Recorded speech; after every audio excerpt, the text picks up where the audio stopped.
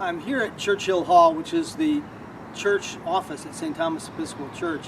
This beautiful building dates back to around 1887 and belonged to the Pardee family.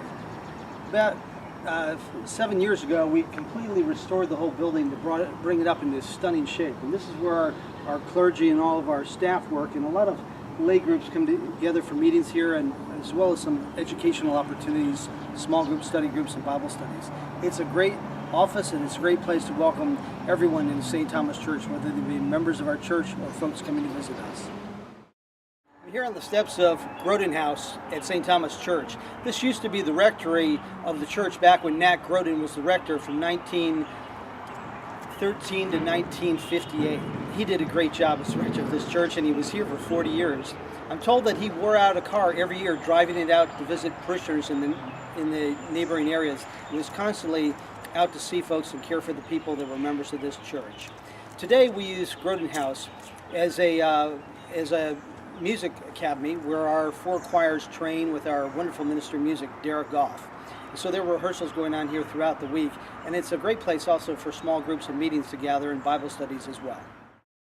I'm standing out in front of the Parish House, which is one of the largest buildings on our campus. In fact, after the church itself, it's probably the largest building on our campus. It's the largest parish hall in the Diocese of Pennsylvania, which has 140 churches.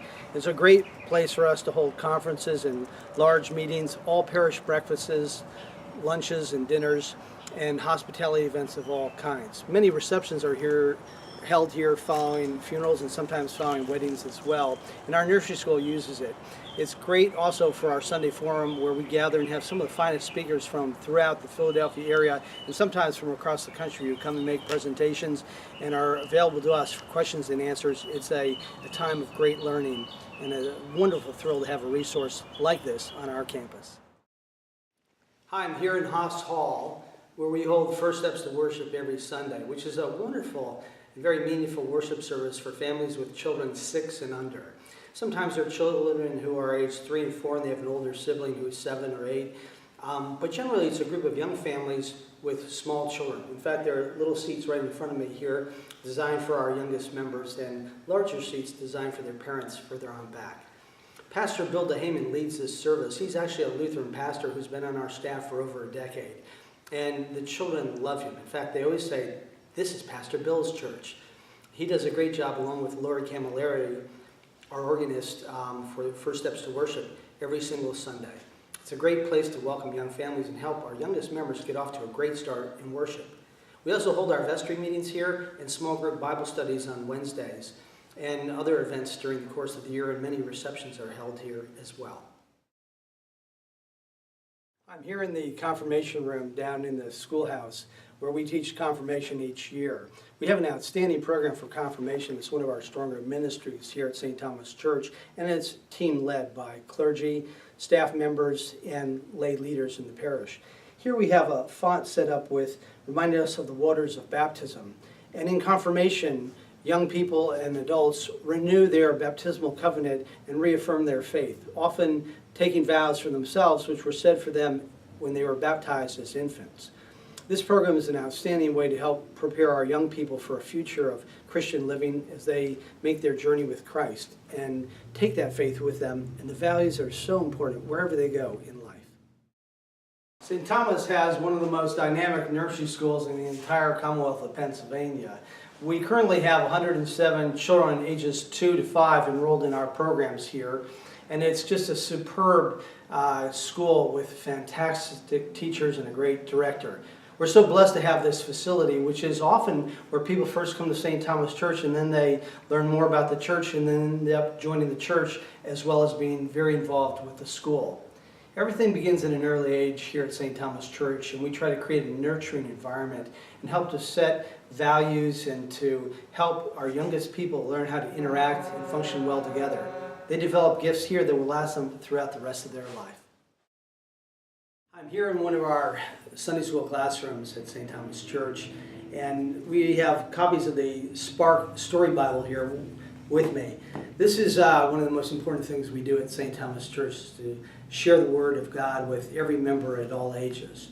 And it's important for us to use age-appropriate Bibles. We find that the Spark Story Bible is a great Bible for young children.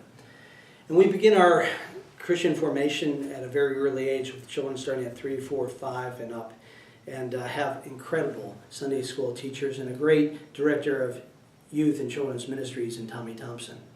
Ministry is very important for us with all ages, and we begin with our youngest members and help them to grow and advance in their knowledge and love of Jesus as they move on through their young adult years, and as we educate folks from really cradle to grave. It all begins down here, and then we move on to other places on our campus as we educate each member in the knowledge and love of Christ. I'm here in the youth room where our youth at St. Thomas gather every weekend. We have a program every Sunday morning for them, and also we gather here on Sunday evenings, alternating between the junior high and the senior high youth ministries. Youth are extremely important at St. Thomas Church, and we have probably the strongest youth ministry in the Diocese of Pennsylvania.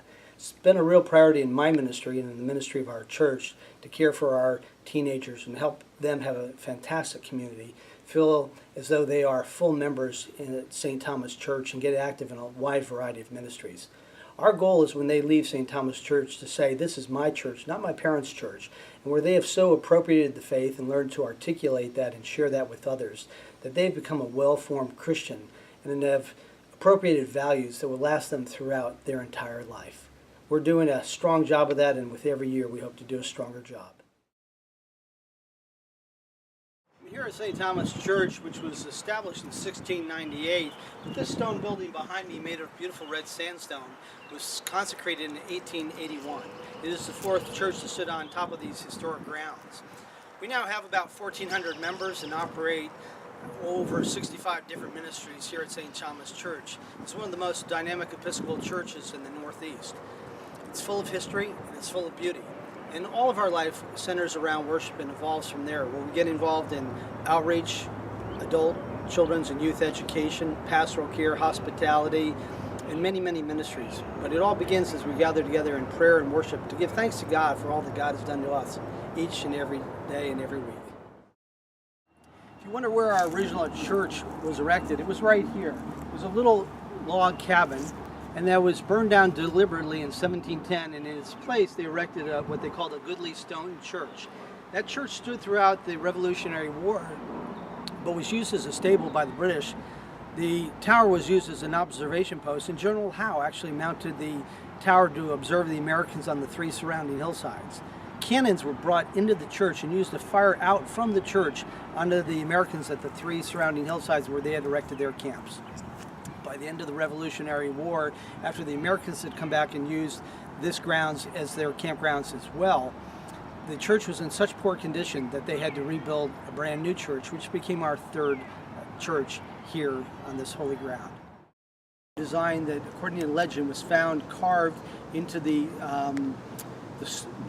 stable underneath Solomon's temple in Jerusalem, and the Crusaders found this design and brought it back to Europe with them and carved it in some of the great cathedrals of Europe, including Chartres Cathedral outside of south of Paris in France. It's a winding, twisting path, but there's no way to get lost in it. It always brings you to the center, where the rose petal is a place where you can gather and take some moments for prayer and silence and just reflect on your life's journey. And then you wind your way back out again. As you make your way through the twists and turns, it reminds us about life's journey, full of twists and turns, the people we meet along the way, the changes that take place, and how our life is a pilgrimage with God. St. Thomas Church has a historic churchyard or cemetery which dates back to 1727. Thousands of people have been buried here over the centuries. Here I'm standing in our memorial garden, which is more recent, and this is where people who have been cremated, their ashes are interred here in this sacred spot. Many families come here to gather and just spend time reflecting on a loved one and thinking about them. And this is a very holy spot on our campus.